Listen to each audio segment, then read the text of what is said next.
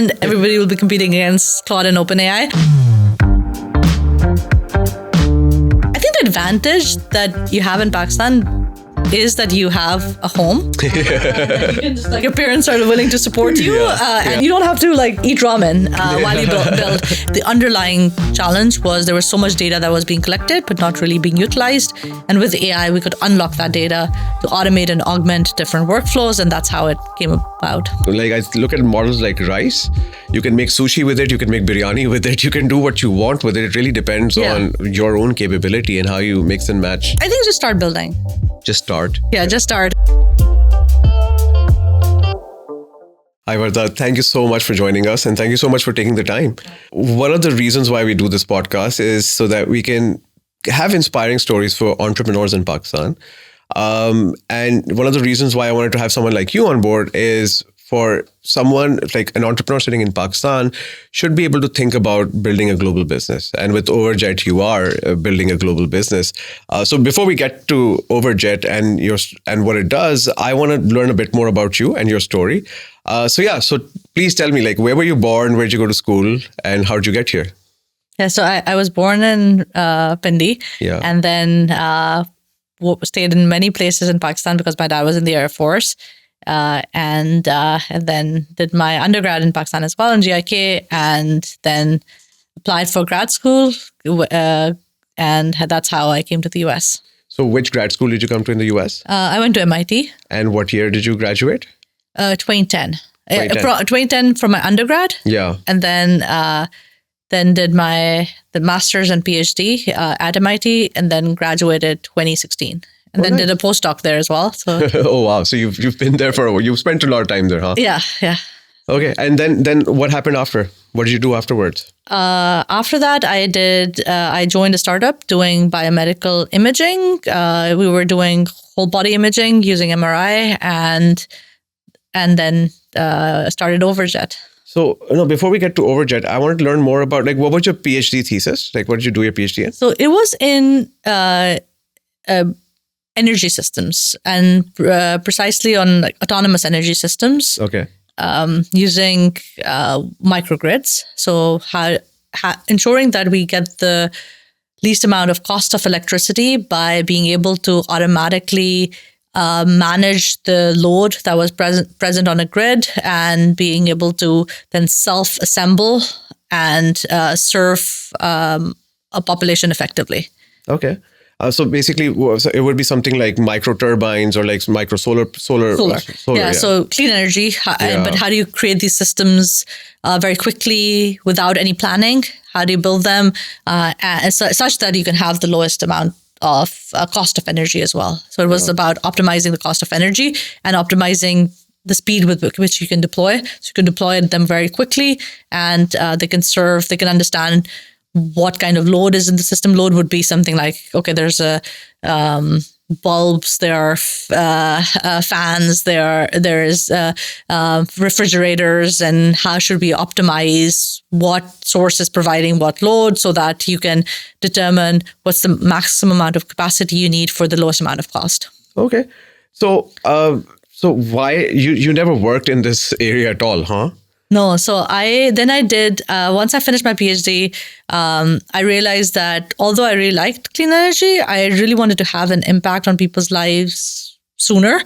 And so I moved towards healthcare. So I did my postdoc then at CSIL, the Computer Science and Artificial Intelligence Lab, working on using biomedical sensing for breathing or measuring breathing heart rate automatically, and using wireless signals. So machine learning on wireless signals to detect heart rate breathing. And that's how I started in the medical side. Oh, wow. And then you joined a startup that was working on that. No, they were working on something else. So they were working on low field imaging.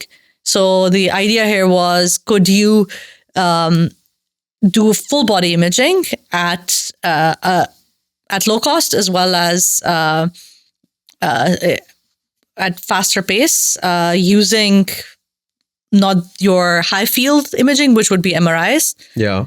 how do you do that at low field? So taking the MRI machines, like really shrinking them and working with low field so that they can be deployed everywhere, so that you can have imaging being used more preventively across the board, rather than if you have a problem, you're getting an MRI scan. Okay. And the value of doing MRI or building on MRI is that it doesn't have radiation. So it's not an X-ray or anything like that. So you could actually do it a lot without harming the person. So you could actually have a regular cadence, so every quarter getting a low field scan, and you can measure how your body is evolving. Cool. And are they working now? Did this prototype work? Yeah. So it's the company is still going. What we were doing was very early on, though. It was still very researchy. So it took a long time to bring it to life. Okay. And then what made you leave and start Overjet? So for me, I changed my dentist and I moved neighborhoods, changed my dentist, and got a treatment plan which was very different. And that got me interested in dental diagnosis. The more I read, the more interested I got. That there's more things to do there. And then I had a background in AI, and there was a opportunity to use AI to help in the diagnostic piece. But then the more I worked in the industry, the more I realized that there were many other problems that we could solve as well, and bigger problems. And the underlying challenge was there was so much data that was being collected, but not really being utilized. And with AI, we could unlock that data to automate and augment different workflows. And that's how it came about. Okay. So tell me more. So what does Overjet exactly do? We're an AI company focused on dentistry. So we work with providers as well as payers to help them improve the care that they provide and reduce the operating cost. And we do that by not only looking at administrative data, but also clinical data. Usually these are two separate companies that operate in it. We are able to do it under one roof. So we go through, for the clinical side, we have to go through FDA clearances. It's very regulated space. On the administrative side, we don't need to, but bringing that all together so that we can look at the challenges more end to end. And so we can solve all the way from diagnosis to treatment planning to how you interact with the insurance companies, how claims get paid, and then how the treatments happen as well. So we can impact that patient journey more end to end. Basically, it's the same software that, say, the dentist uses to determine whether to recommend a treatment plan. The same software is used by the insurance company to determine whether the treatment plan recommended by the dentist is fine. And does the customer also interface with it? Not yet, but the dentist also uses it for documentation, for example. So when they're communicating with patients, the documentation happens automatically as well. So we have an AI scribe as well. We have an ability to check insurance to say whether how much the insurance will pay, how much the patient will pay. So there's automation across the board that helps improve that patient journey, but goes from the organizations. Okay. So do you see any resistance from the dentists on this? What does that impact them? Impact what their previous practice was like? So we haven't, of course, the people who are coming to us want this technology and they're really excited about it. We're not forcing them to utilize it. There's a lot of demand for it because it really helps them in providing more comprehensive diagnosis. It also helps them in communicating with patients much more effectively. It helps them not spending after work hours writing these notes. Those can be done automatically, so it saves them time. It makes it much more efficient. It helps them not spend too much time on doing things manually as well. So it's something that it's being adopted across the board, and there's a lot of value that the dentists find. But if you go back to your initial use case, which made you start Overjet, was a completely different treatment plan from dentist A to dentist B. How does Overjet step in and say solve that problem? Or was that problematic though? Yeah, so it solves in two ways. So first, it's okay, what should be the diagnosis? And the question is, does the patient understand, right? So okay, you get these two diagnoses, but what does that mean? So the first thing, the way we solved it is, our AI or computer vision technology helps dentists provide a much more comprehensive diagnosis, so they can understand and highlight different things. And those highlights and annotations and markups help the patients, because now they can understand what the dentist is saying. So for example, without the technology, you'll see, as a patient, you see gray, white, black x-rays and you don't know what they're talking about. Yeah. But after going through Overjet's AI, you are seeing measurements, you're seeing highlighted areas. So what you're seeing is, okay, here's your bone levels, and here you've had an increase of, say, 0.5 millimeters since you last came. So you can start to see how your bone is degrading. You can start to see cavities. So they start off with being yellow, and then they turn red. And that's one where you need to get treated. You can also see, okay, how that where the pulp is, where the enamel is. So you can actually start to have that conversation. So that longitudinal analysis helps. But more importantly, I think patients just seeing red, green, yellow is also something that they can understand more. And the dentist doesn't have to tell them to squint and try to see a radiolucency. And most patients don't even know what a radiolucency is. Yeah, exactly. But then does it actually help the dentist come up? So say if two dentists are using Overjet AI, would they both come up with the same diagnosis and the same treatment plan? They would come up with this, the thing is, in the end, they might be having different treatment plans, but they might, based on what the needs of the patients are. So for example, some people might be wanting, I just want to come in once and just like fix it for me. Another patient might have a need saying, okay, I don't care. I just care about cost. Just like try to minimize the cost here. And, similarly, somebody would be like, no, I want to be like top of health, do everything you can. So you could have three different plans, but usually that's hidden, right? Like the dentist is making that determination in their minds while they're sharing that with you, or it could be that how they've gotten trained and that is being determined. We try to bring that more explicitly so that those conversations can happen more effectively as well. But you could have the same diagnosis but many different treatment plans, and that is okay, and that should be the case. But the more patients understand their oral health, they can then not be confused why that's happening. Okay. But in terms of insurance claims, so who would you say is your actual customer in all of this? Because when I was looking at Overjet and trying to learn more about how Overjet works, one thing that I was confused, I thought the insurance companies would be your main customer. Is that correct? Or would it be like the dentist who's your primary customer? So we have multiple parts of the business. We sell to providers, so dentists. We sell to larger groups. So we could be selling to like the solo dentist. Yeah. We could be selling to a group where they have hundreds or 500 dentists or so. We can be selling to insurance companies. So they're different customers. We don't have like one primary customer. I would say the way we look at it are who we serve is the patient. Yeah. We serve them through our customers, but we are trying to serve the patient and ensuring that patient journey is as seamless as possible. It is ensuring that the right care is being delivered at the right time, and that's what we are trying to do. And in order to do it, the challenge here is that the provider provides the care, the payer pays for the care. So you need to actually solve this across multiple stakeholders if you want to solve that patient's problem. So we're trying to solve patient's problem and working with providers and payers to do so. And we also work with schools, we're teaching the next generation of providers. So we work with different stakeholders, but trying to solve the same problem. So in terms of how payers behave, say in terms of honoring insurance claims, etc., what difference have you noticed with Overjet or without Overjet? So for payers, the challenge is that it is before Overjet, it was a very manual process for things that should not be manual. Most claims get accepted, and those were getting reviewed manually.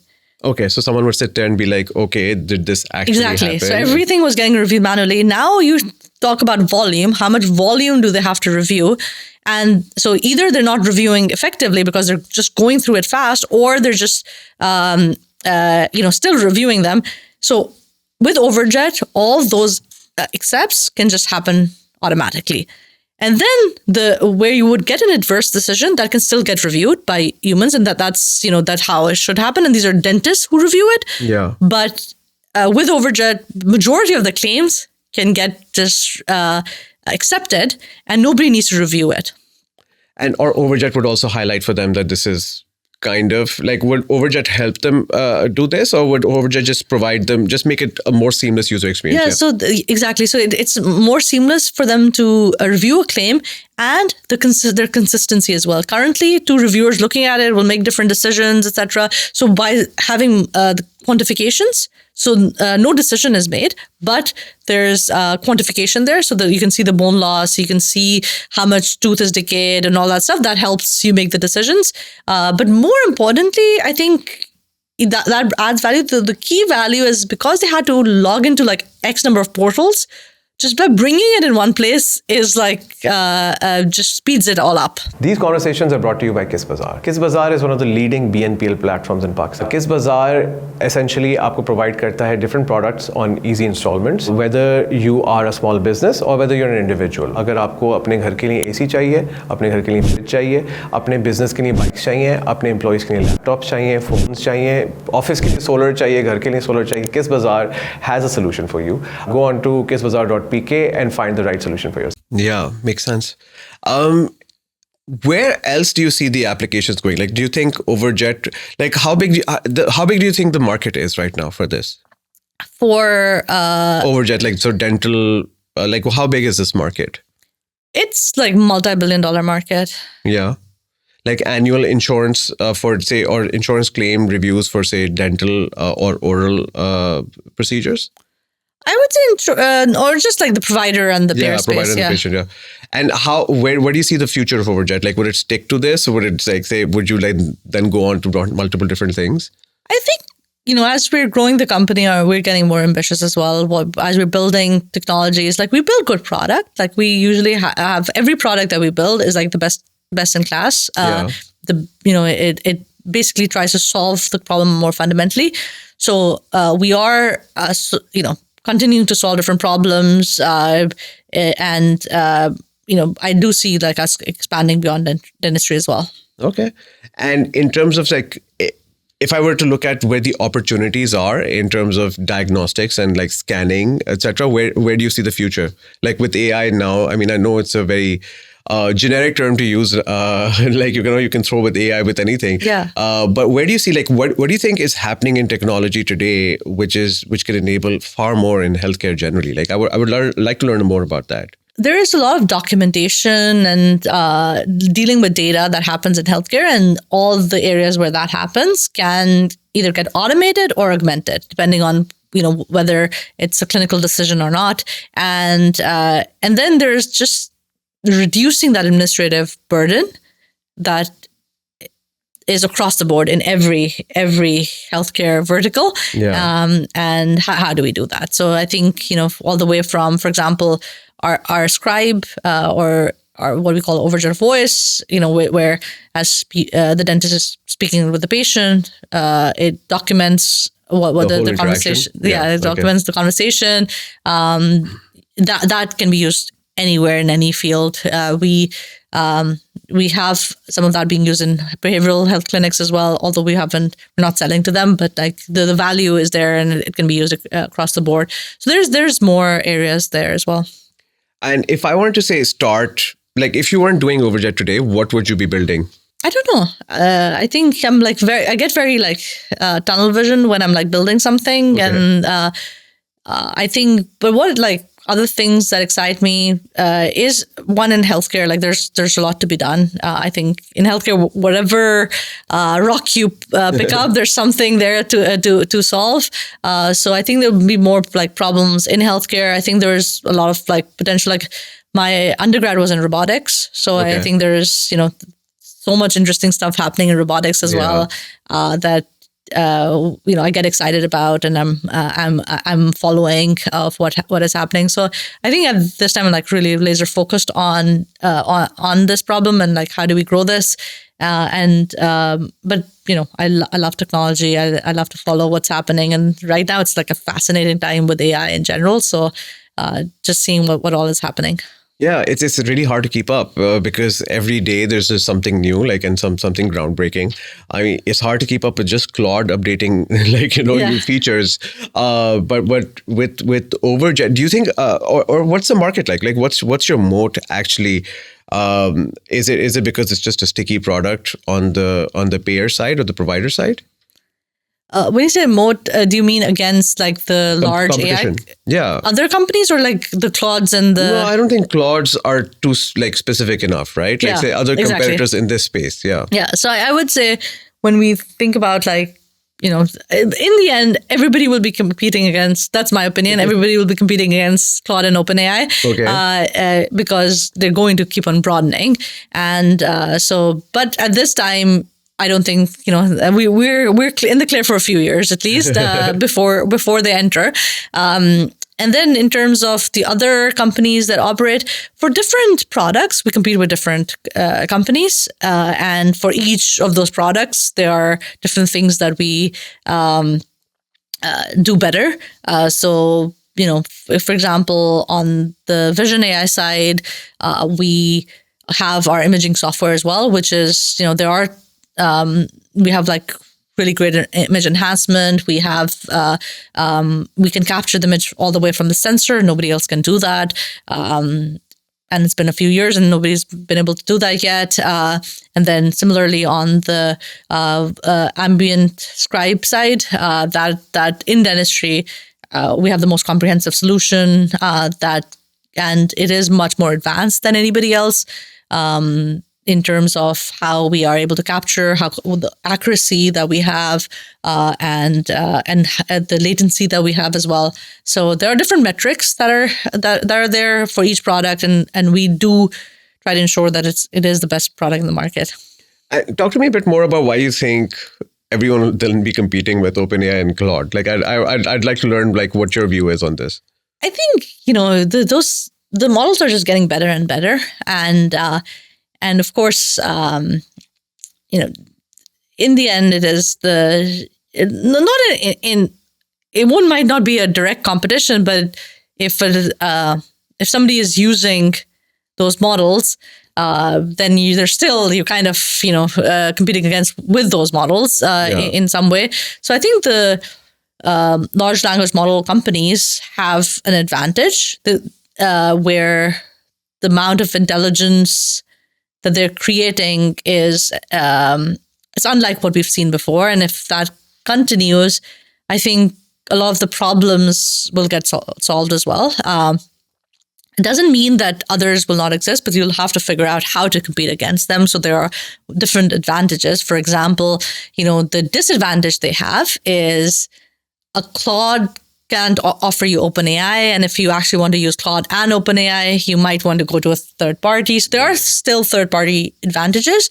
But, in the end, you're kind of becoming a toll booth on these models and you're putting layers on these models and you're constrained by like we have our own models as well. So we have, for example, our vision models, there's like these language models aren't at all good with what we do, and the kind of accuracy we go for. Like there are some models which are 99% plus accurate. Like that's not a large language model space right now. But I think it's one where I think they're the capabilities they have are only increasing. If they take our data and train on that, I think they could do pretty good. A better job, or like would be? I don't think better because we're so like specialized. Yeah. But sometimes it doesn't have to be that much better. To get the basic job done. Yeah, basic job done. Yeah. So don't you think then model becomes a commodity because it's available to everyone? I think right now, I still don't think it's a commodity because of how you utilize the model. There's still this, there's still one team can get more out of the model than the second team can. How you actually do evals matters, right? How you choose which models for which tasks matter. Sometimes you care about accuracy. Sometimes you care about latency. Sometimes you care about something else that you're trying to measure. And, those all things matter. How do you are you able to fine tune them or not fine tune them matters. But, I think it's if you take open source models, and these frontier models together, I think they're going to have much more proliferation across the industries. Yeah, because the way I see it, I could be completely wrong. Like I look at models like rice. You can make sushi with it. You can make biryani with it. You can do what you want with it. It really depends on what your own capability and how you mix and match other things. But I just don't see don't you think in terms of the whole user experience and whole building integrating with existing lines of business is what sets businesses apart right now. And it's not just the model. So the insurance kind of the payers being having faith in Overjet over time. So do the providers, and so do the customers. That and whatever the underlying model is will kind of be irrelevant to them. So as the models start writing code, right, things change because what about integrations, right? It's just code, and can the model just write the code that it needs to integrate? Yes, it could, right? And when it's not something that somebody has to spend time on to do, I think that's where it changes, right?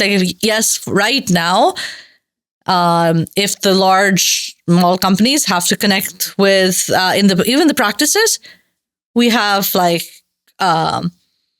all these different practice management systems you need to connect with. They have different APIs. There's different ways you connect with them. Some don't even have APIs. You still have to connect with them. You have to read the database, etc. But I can't imagine in a few years, if the models don't get there, right? To be able to just self-generate, hey, I need to connect to this. Let me just create the API to connect to it. And if the cost of code is getting or tokens is getting cheaper as well, then why wouldn't you just do it every time a certain way? So I'm not worried about it, but I think it's there's going to be a lot of change that happens across in the next few years, and it's just being on top of it and what's the next thing. And I think right now there's a lot of advantage that companies like ours have, and then we'll continue to. That's the thing. It's a continuous evolution that's going to happen.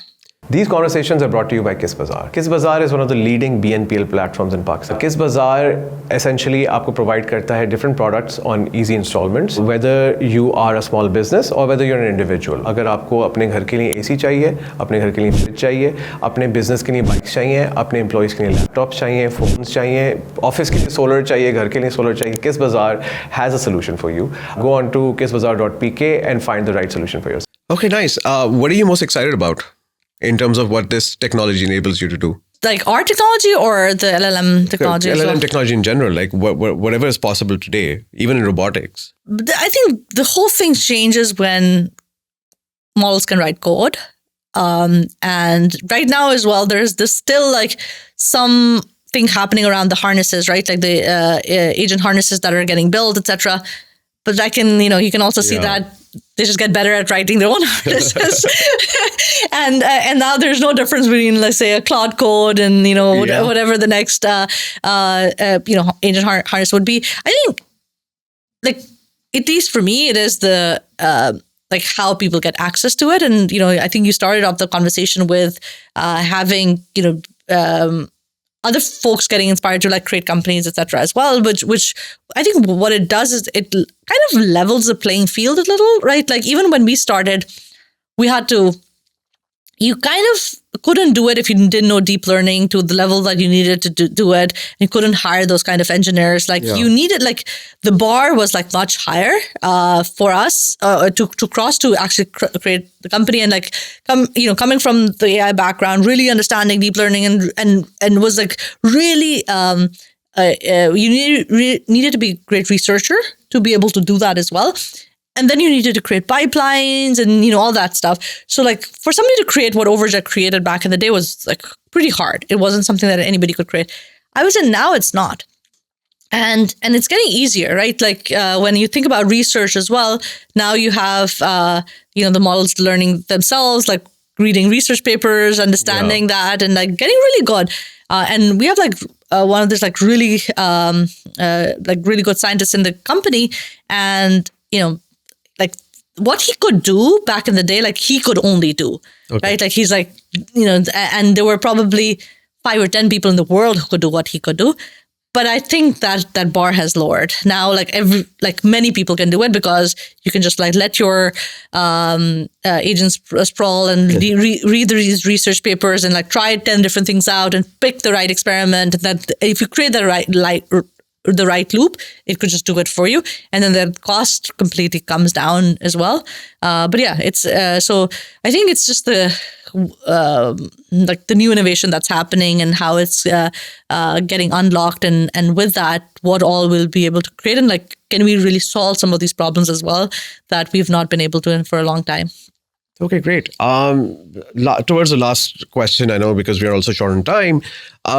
If you are a student in GIK today, like graduating right now in today, like 2026, what would you like? What are the opportunities available to you? Or what would you do? Like in the sense that, would you go for a job? Would you want to do your master's, or would you want to just build? I think you probably want to just build, especially like I think the advantage that you have in Pakistan is that you have a home. That you can just like, your parents are willing to support you, and you don't have to like get a job if you don't want, like you don't have to like eat ramen while you build. And I think that's an advantage. I think we should like utilize that advantage. And with that, I would, if I was there, I would actually look at what people are doing in other countries like India and others, and what kind of technologies are they building. And I think that I think they are operating at that global level. So that gives us like, at least people can see that more, how do you actually build while being in a different country and selling into these countries as well. So I think like looking at those models and looking at the best companies there and what are they building, and a lot of those models can easily be replicated. It's harder to say, okay, no, I'm going to build a healthcare company from, because of the just the nature of the industry and all that stuff. So it might not be the same companies that if you're here, you're trying to build. But I do think, right now, if you're building any kind of like developer tool, right, I don't think developers care where you're sitting, and the technology itself like speaks for itself. So like, I think there's a lot there to be done, and also being at the forefront, like where is the frontier of these technologies, and like what gets built, and really constantly building at that, not building things that are already existing, like building at the intersection of like something almost good enough to being good enough. But the only way you realize it is by building. So I think it's like start with anything. And then once you start with anything, you realize, oh, actually the problem is this and this, or I'm slowed down because of X. Oh, wait, that is a problem. Let me just go and solve that. So I think it's just like starting building something and then being open to like pivoting and open to like different problems to solve, and not getting bogged down by trying to solve like very tiny problems, and trying to, not putting restrictions on yourself on like what kind of problems you can solve. As an engineering student, did you think about being an entrepreneur? I was very entrepreneurial for since a very young age. So I think I didn't know what entrepreneurship was because nobody I knew had done a startup, etc. But I think for me it was like I was maybe 6 years old. Then I was like creating my own like clubs that I was attracting people to and like getting my cousins to be part of, and like we had membership dues and stuff like that. I started I think it was like in high school I started like a nonprofit to try to solve like educational problems. So I think I was like always like kind of like doing something, or I would go get, I knew, for example, that there was, I actually lived in Karachi, where you're from, for a year or so, and this was very young. I was like in 5th grade or something. And there were these like chips that were in Karachi that like people in like Islamabad really liked. Okay. And so I would like get those and like when we would move. Yeah. So I think I was like always like doing something. But I don't think I saw myself, like I was like studious as well and all that stuff. So it was like those two things combining. Yeah, because growing up, I never thought entrepreneurship was like, I never knew entrepreneurship was a thing, and I never thought like building a business was possible or like something like a viable career option. I always thought I'd get a job, and I always thought I'd be doing that. And I was wondering, like, because my parents were professionals, right? And I feel like in Pakistan, unless your parents are, or one of your parents is an entrepreneur or someone in the family is, entrepreneurs are generally not an option, right? So I was just wondering how that transition happened. The first time I heard about like somebody starting their company was in last year of undergrad. And one of our, there was a senior student who he hadn't passed and he had come back to like complete one course. And I was talking to him and I was like, hey, what are you doing? And he basically told me that he has started this company. And I was just like, I think my mind was blown away. And like at that one, I still remember that moment very, very clearly. Like looking back, his dad had, his own company. So it made sense to me. But I think that was just like, I remember that like I think I was like sat for like at least like 10, 20 minutes just thinking about that. Like, again, it wasn't like, oh, I want to do this as well, but it was such an interesting concept to me. And then ended up like, in grad school, starting multiple companies and stuff like that. Yeah, exactly. And because I feel like that's what America also offers you, right? Like, there's a lot of risk capital available, and you can like the sky's the limit, really. So one piece of advice, like let's close on this topic as well. Like one piece of advice that you would offer to, say, an aspiring entrepreneur in Pakistan, what would that be? I think just start building. Just start. Yeah, just start. I think a lot of people put restrictions if X happens and then Y happens, or I can't do it because I have X and Y, etc. And I think the risk is very low. Like I think people think of it in their minds, it's very risky, but I don't understand like what that is. Like even if you fail, like any company is going to hire you, like, or wants to hire, like I want to hire like previous founders, whether you've like succeeded or failed.